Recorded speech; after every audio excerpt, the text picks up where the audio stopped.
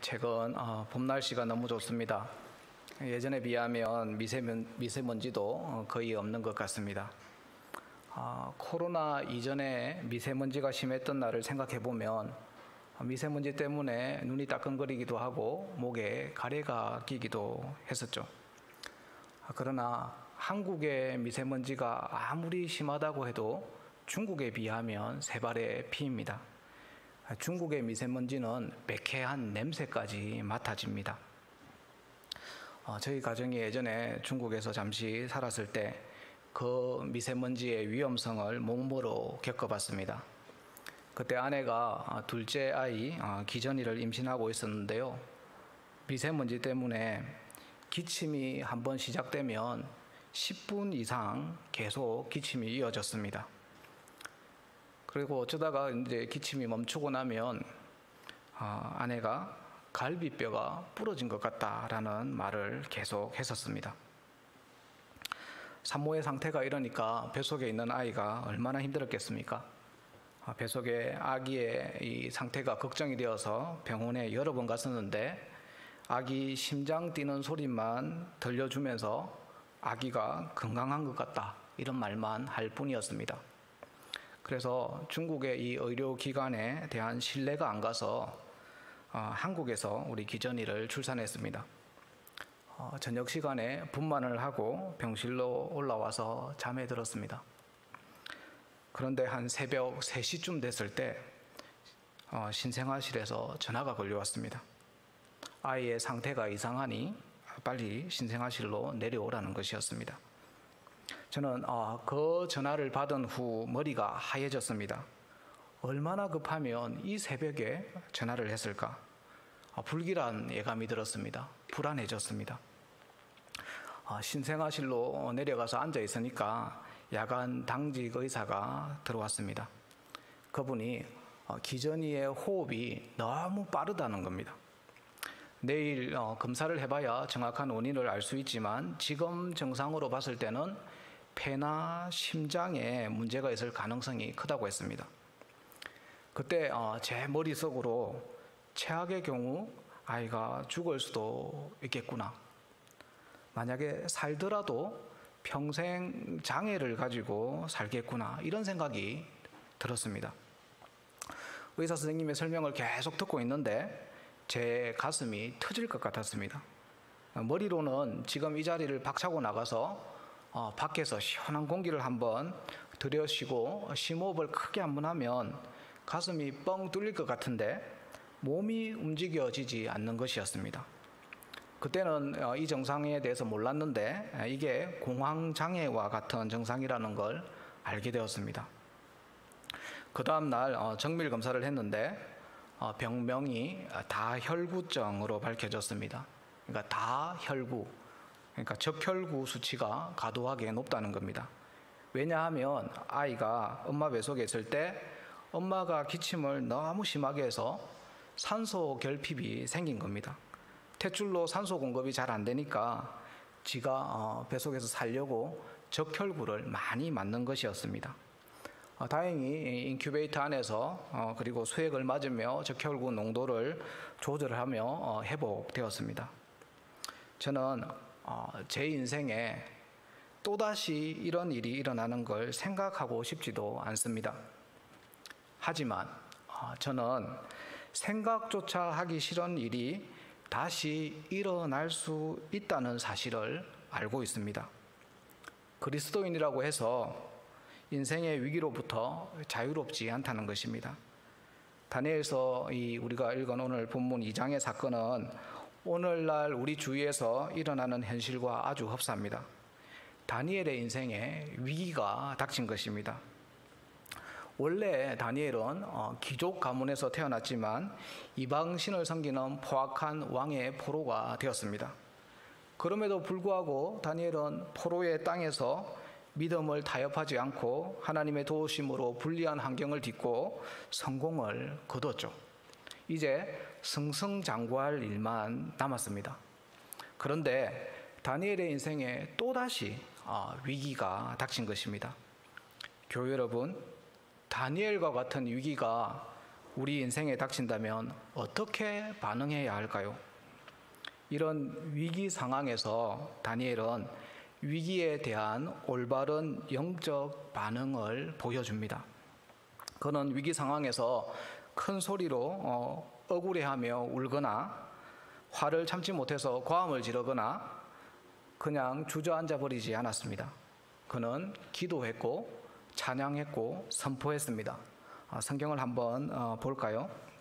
성경을 한번 보시면 17절과 19절과 24절, 이 세 구절, 17절, 19절, 24절은 아람어 에다인이라는 단어로 시작합니다. 한글 성경에는 이에라고 번역되어 있습니다. 이에라는 단어는 앞과 뒤의 내용이 쭉 연결되어 있다는 걸 의미합니다. 다니엘은 이 세 번의 이해를 통해서 청천벽력 같은 그런 위기 상황에 대처하는 모습을 보여줍니다. 17절에 보면 첫 번째 이해에서 기도를 하고요, 19절의 두 번째 이해에서는 찬양을 부르고요, 마지막 24절의 세 번째 이해에서는 선포가 나옵니다. 그러니까 기도, 찬양, 선포, 기도, 찬양, 선포, 이 세 단계는 다니엘이 우리에게 보여준 위기에 대한 올바른 영적 반응이라고 볼 수 있습니다. 오늘은 이 세 가지를 다 살펴볼 수는 없고요. 위기에 대한 올바른 영적 반응의 이 첫 번째 단계인 기도에 대해서 한번 살펴보도록 하겠습니다. 지난 시간에 우리는 겉으로는 화려한데 내적으로는 불안에 빠져 있는 두 부류의 사람을 살펴보았습니다. 누구냐면 바벨론의 느부갓네살 왕과 바벨론의 지혜자들이었습니다. 느부갓네살 왕은 당시에 세계 최강국이라고 할 수 있는 아수르와 애굽을 쳐부수고 세상을 제패한 재앙이었습니다. 왕궁의 화려함 속에서 주어지는 그 편안함을 평안으로 착각하고 있었습니다. 또 바벨론의 지혜자들은 고대의 그 꿈 해몽서라고 하는 해몽서는 다 쟁여놓고서는 왕의 꿈을 해석해 주면서 부귀영화를 누리고 있었습니다. 수많은 정보를 통해서 얻은 그 편안함을 평안으로 착각한 것입니다. 오늘날로 치면 은행 통장 잔고가 주는 그 편안함을 평안으로 착각했다는 것입니다. 그러나 이 그들의 편안함이 왕이 꾼 꿈 한 방으로 헛된 것임을 폭로당하게 됩니다. 왕궁에서 한바탕 소동이 벌어지는데 불안이 전염병처럼 왕궁에 쫙 퍼지게 됩니다. 불안 때문에 왕궁에서 피바람이 불게 됩니다. 12절을 한번 읽겠습니다. 왕이 이로 말미암아 진노하고 통분하여 바벨론의 모든 지혜자들을 다 죽이라 명령하니라. 왕이 지혜자를 죽인다는 건 보통 심각한 상황이 아닙니다.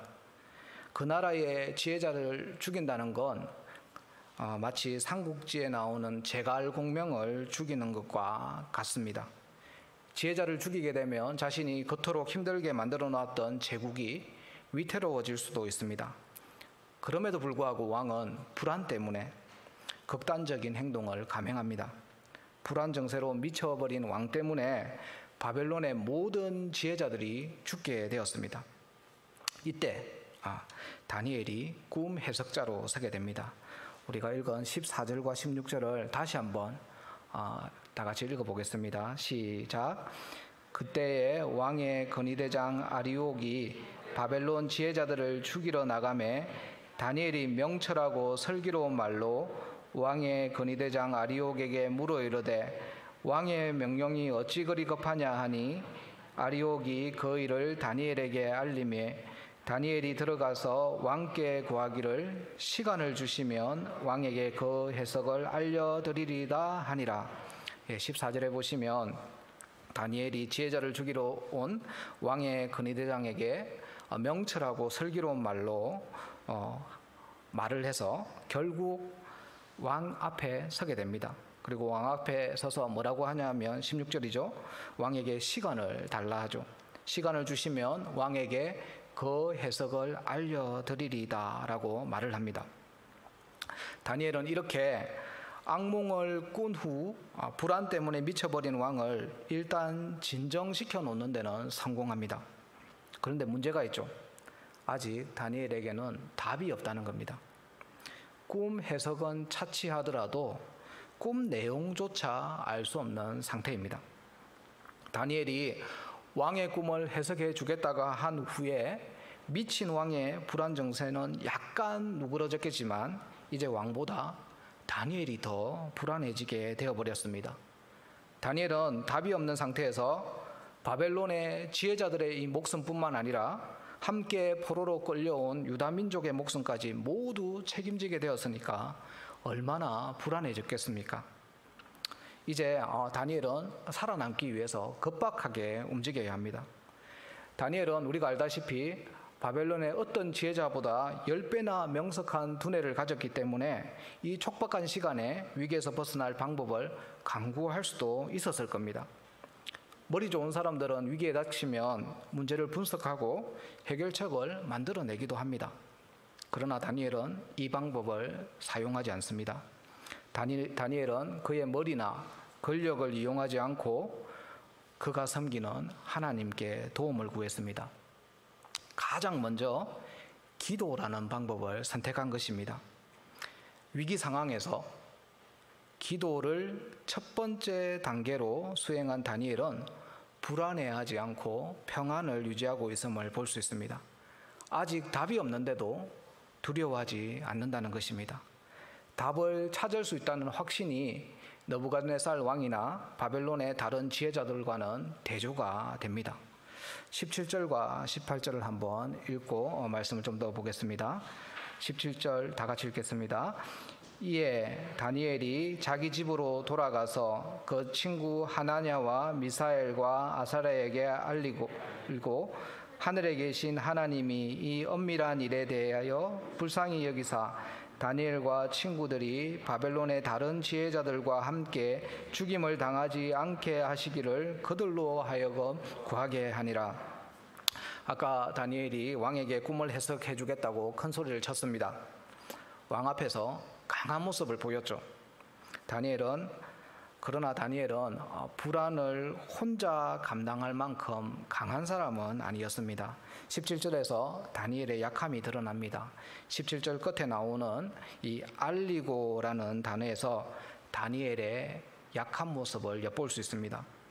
자신이 혼자 다 해결할 수 없기 때문에 약하기 때문에 다른 사람에게 알리는 것입니다.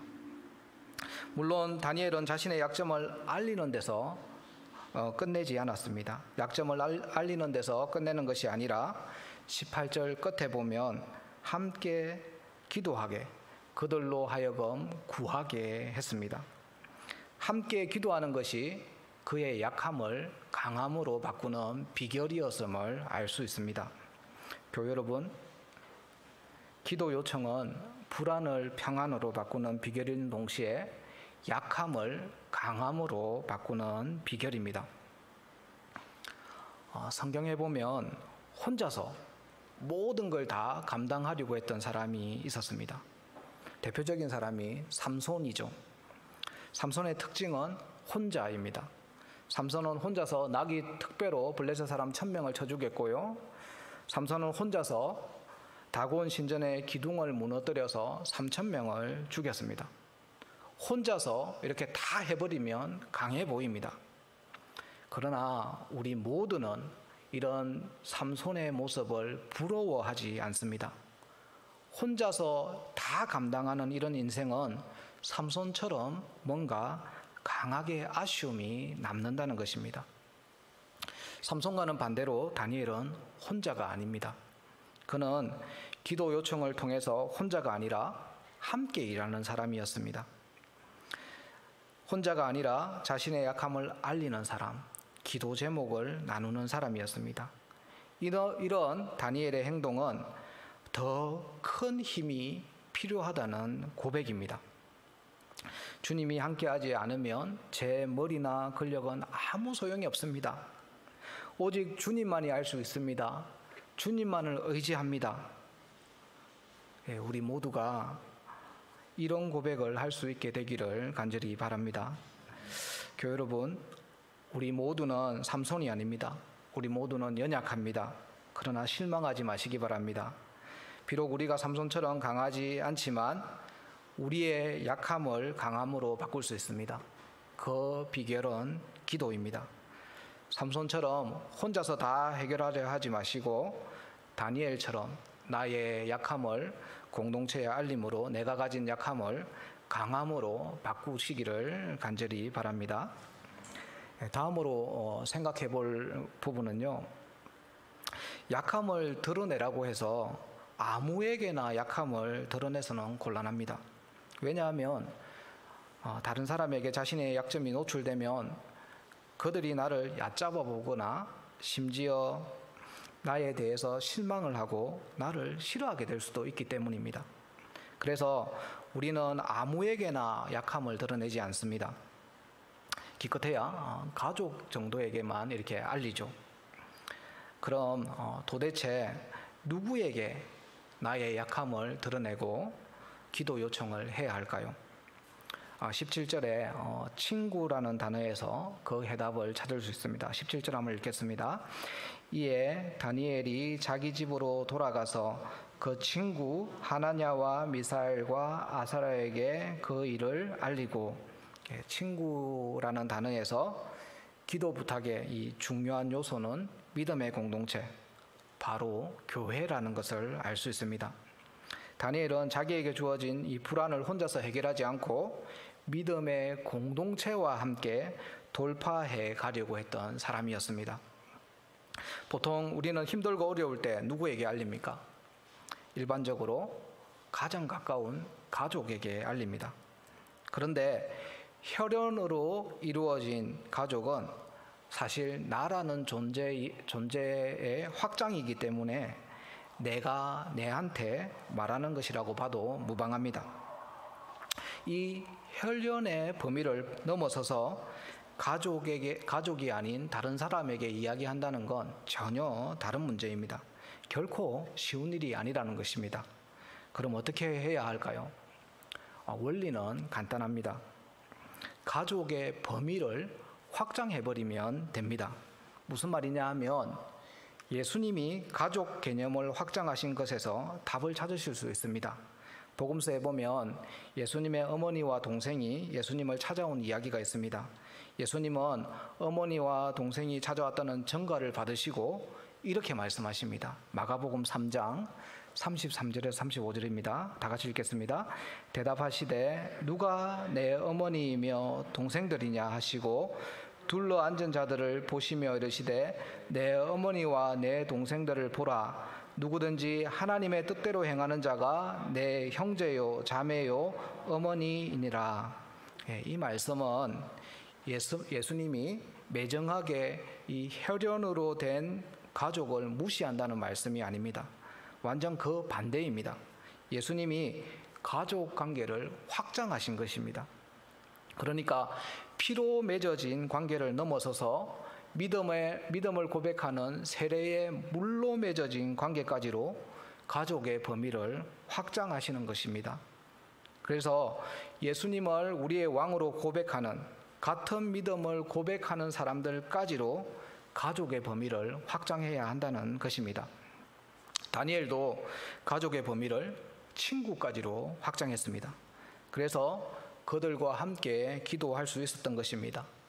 이 원리에서 본다면 교회에서 기도 요청을 한다는 것은 누구누구 교회를 나의 가족으로 받아들이겠다는 선언이라고 볼 수 있습니다.